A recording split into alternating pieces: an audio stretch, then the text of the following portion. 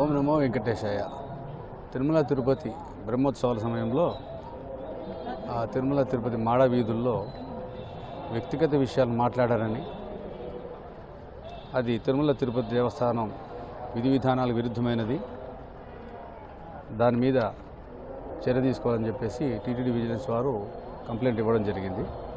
దాని మీద కేసు కట్టడం జరిగింది. సెక్షన్ 299, 300 కింద ఇన్వెస్టిగేషన్ చేసి ఫర్దర్ చట్టపరమైన చర్య తీసుకోవడం జరుగుతుంది.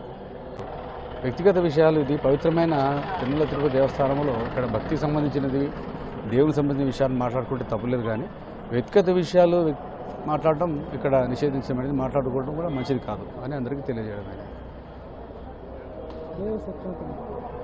299, 300 సెక్షన్ కింద బిఎన్ఎస్ యాక్ట్ కింద రిజిస్టర్ చేయడం జరిగింది.